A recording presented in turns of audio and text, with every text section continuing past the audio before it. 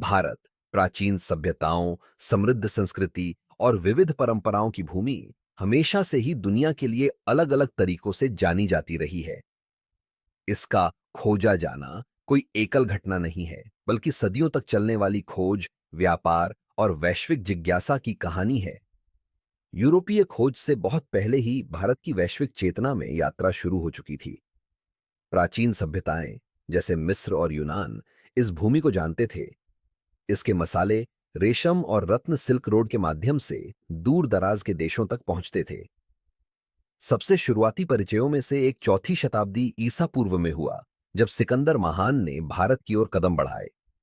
हालांकि उनका साम्राज्य भारत को वास्तव में खोज नहीं पाया, लेकिन उनकी यात्रा ने पश्चिम को भारत के भूगोल का पहला वास्तविक ज्ञान दिया।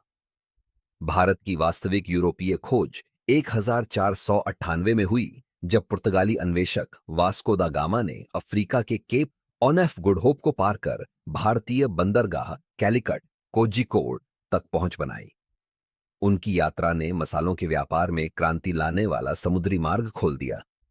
वास्को दा गामा के बाद डच, फ्रांसीसी और अंग्रेजों ने भी भारत की संपत्ति में हिस्सेदारी पाने की कोशिश की।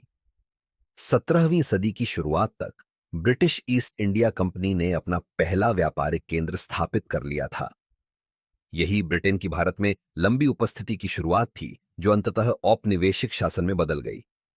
लेकिन जहां एक और यूरोपीय लोग बाहर से भारत का अन्वेषण कर रहे थे, वहीं भारत के पास अपना शक्तिशाली साम्राज्य, मुगल साम्राज्य, मौजूद था। अकबर जैसे शासकों के अधीन भारत ने कला, वास्तुकला और शासन में स्वर्णिम युग देखा। मुगल साम्राज्य का समृद्ध इतिहास उन बाद की मुलाकातों की नींव बना। 19वीं शताब्दी में एक अलग तरह की खोज हुई, इस बार भारत के प्राचीन अतीत का पुनःाविष्कार।